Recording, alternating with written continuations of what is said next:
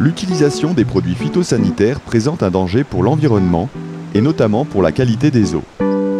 L'usage de ces produits par les communes, en particulier les désherbants, contribue aussi aux pollutions constatées. Depuis plusieurs années, conscientes des risques pour la santé et pour l'environnement, de nombreuses municipalités s'appliquent à optimiser et à réduire l'utilisation de produits phytosanitaires dans l'entretien des espaces publics. Le plan Éco-Phyto est une politique nationale dont l'objectif est de réduire et d'améliorer l'utilisation des produits phytosanitaires ou ce qu'on appelle aussi plus communément les pesticides. Alors qu'y a-t-il dans cette politique ? On y trouve du curatif, c'est-à-dire la promotion de méthodes alternatives à l'utilisation de ces produits phytosanitaires, mais également du préventif, comment s'organiser en amont pour éviter d'avoir à en utiliser. Donc certaines de ces actions sont d'ordre réglementaire. Je n'en citerai qu'une, l'obligation pour tout utilisateur, entre autres, mais aussi les vendeurs ou les conseillers de produits phytosanitaires, l'obligation de détenir un certificat individuel qui s'appelle le Certifito, pour pouvoir exercer son activité professionnelle. Voilà un des exemples d'actions réglementaires. Alors figurent également des dispositifs qui sont conçus au niveau national et qui sont déployés dans les régions, mais également la place est largement faite à des initiatives locales ou régionales. Et j'en citerai une en particulier en Auvergne, qui est la charte d'entretien des espaces publics qui s'adresse aux communes et qui est mise en œuvre par le groupe Phyt-Auvergne.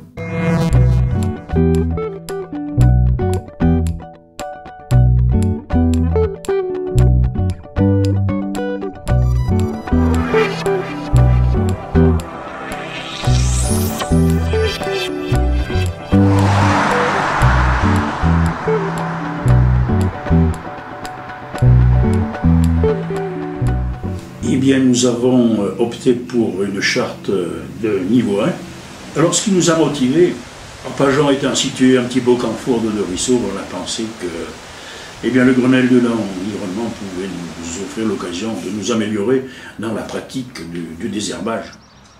Depuis qu'on a commencé l'opération, on a diminué de 80% de notre consommation de désherbants chimiques, ce qui est très très important, ce qui prouve qu'on est dans le bon chemin.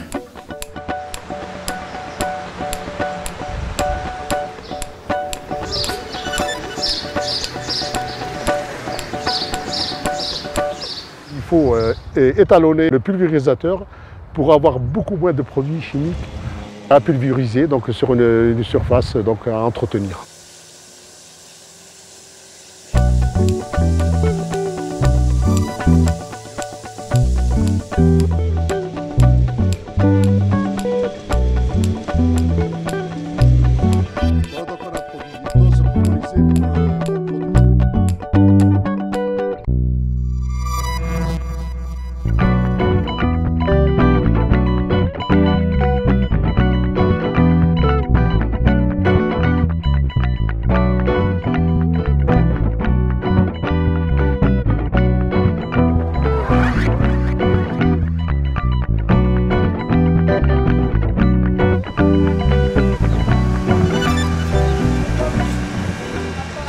Au cimetière, on a acheté un appareil qui s'appelle le Stabnet.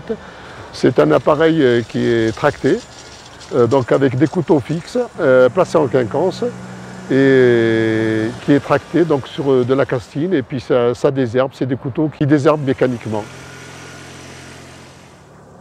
Mais par contre, comme il y a des caveaux qui dépassent un petit peu, on est obligé quand même de désherber donc, tout le long des caveaux. C'est ce qu'on appelle donc de la pulvérisation en dirigé, du ponctuel et des dirigés. Donc on ne projette pas le produit à des endroits où il n'y a rien. Et en ce qui concerne les terrains de sport, on désherbe que les deux terrains d'honneur. Donc quand même on a réduit par rapport à ce qu'on faisait avant. Oui. En ville, on a créé des massifs en minéral. Voilà, ça permet d'avoir un endroit où on n'aura plus de problèmes d'herbe, de pousses d'herbe et tout. Et pour un petit peu garder un petit peu quand même de la verdure, on a créé quand même des espaces fleuris.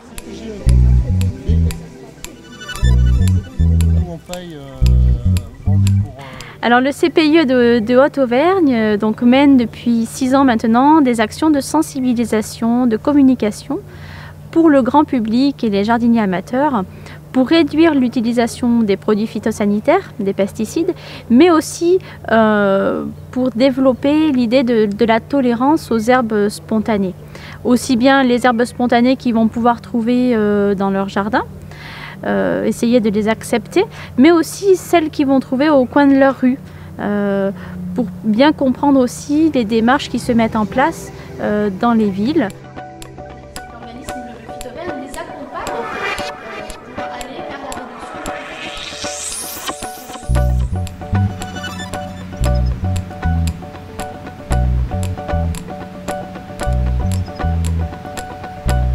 Nous parlons de cette problématique en direct avec les élus et les techniciens des communes, notamment les jardiniers, lors du concours des villes et villages fleuris, puisque le CAIE fait partie du jury. Alors nous leur disons que ce n'est pas parce qu'il y a une réduction des pesticides que ça va être la friche sur toute la commune. On leur parle là de méthodologie, de gestion différenciée, c'est-à-dire adapter des niveaux de pratique sur chaque lieu de la commune, que ce soit sur un lieu emblématique de la commune ou sur un espace qui sera peut-être plus naturel, plus en contact avec le grand paysage. Donc on conseille aux communes de s'entourer d'un paysagiste concepteur qui travaillera le plus en amont possible et dès son premier coup de crayon avec les élus et les gestionnaires de cet espace, donc c'est-à-dire les jardiniers des communes.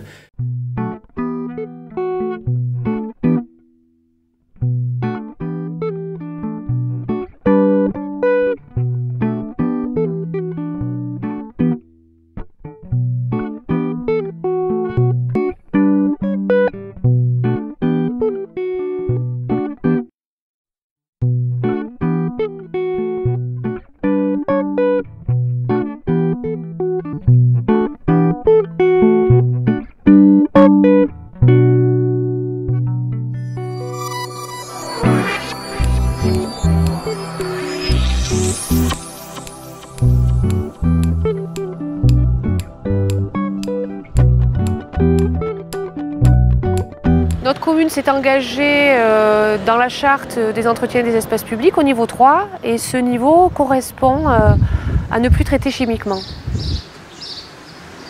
Effectivement, en tant qu'élus, nous pensons que nous avons des enjeux de santé publique auprès de nos concitoyens et bien évidemment auprès de nos agents. Donc le fait de ne plus utiliser ces produits est bénéfique pour nos agents qui ne sont pas exposés à des produits toxiques et de même pour nos concitoyens. Il a fallu dégager du temps pour le zéro pesticide. Entretenir une ville de X dizaines ou centaines ou milliers d'habitants avec une binette tout seul dans un coin, c'est plus possible aujourd'hui. Donc il fallait se doter d'un matériel mécanique qui puisse nous permettre de nous apporter cette aide en termes de temps et en termes de qualité de travail qu'on ne pouvait pas avoir tout simplement manuellement avec une binette. Donc voilà, c'est un gros investissement. Mais qu'on a compensé par le fait qu'on n'achète plus aujourd'hui de produits phytosanitaires, ce qui représentait quand même un gros pourcentage au niveau du budget du fonctionnement du service technique.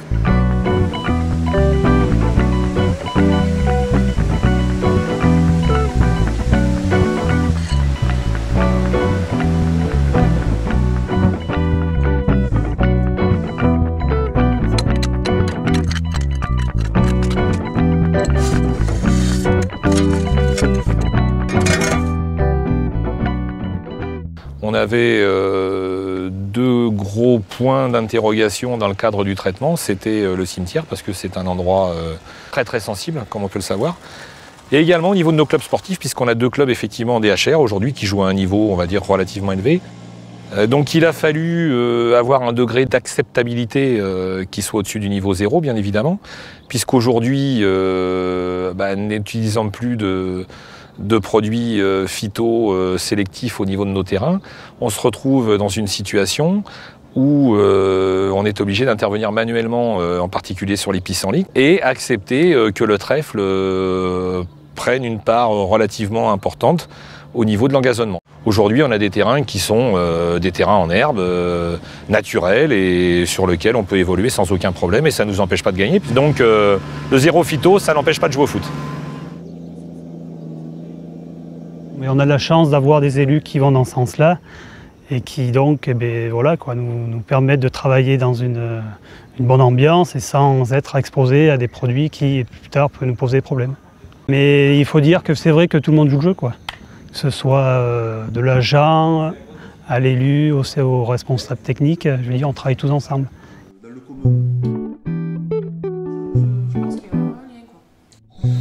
Entre les services techniques et les élus et qui permettent de faire avancer le train. Il y a une locomotive et voilà, ça peut fonctionner. S'il n'y a pas de partenariat et que c'est un qui décide et l'autre qui n'a pas décidé de le faire, ça ne peut pas fonctionner. La Frédon Auvergne porte la charte d'entretien des espaces publics. C'est elle qui en a la maîtrise d'ouvrage. Et dans le cadre de ce travail-là, le but est d'accompagner techniquement les collectivités vers l'amélioration des pratiques de désherbage, l'amélioration des pratiques phytosanitaires et vers la réduction de l'utilisation de ces produits. Alors forcément, il faut apporter un conseil technique, pratique. Pour ça, on fait un diagnostic des pratiques actuelles, accompagné de conseils pour améliorer les pratiques et réduire, si possible, sur tous les secteurs de la ville, l'utilisation de ces désherbants pour essayer de réduire au maximum la pollution de l'eau. Donc en priorité sur les secteurs où il y a un risque pour l'eau. C'est vraiment cet accompagnement technique qui est important, sachant qu'en parallèle, on apporte aussi un accompagnement à la communication auprès des administrés, qui est fondamental pour faire accepter un peu plus de végétation spontanée dans l'espace urbanisé.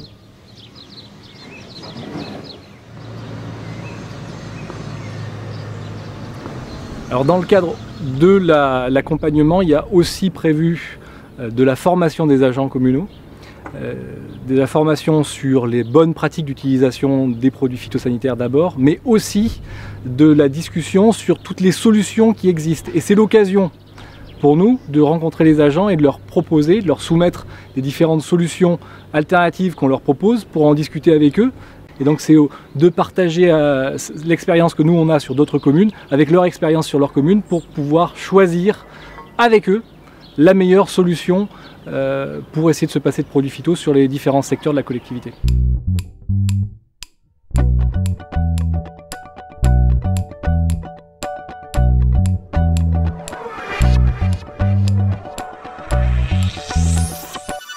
Alors le bilan me paraît majoritairement positif, puisque l'objectif est atteint. Je crois que d'avoir signé cette charte et d'avoir pu bénéficier de l'aide de la Fredon nous a permis d'atteindre plus facilement l'objectif et de convaincre plus facilement nos agents. C'est une grande fierté d'en être arrivé là aujourd'hui et j'espère que nous aurons valeur d'exemple auprès de nos administrés et au-delà si possible.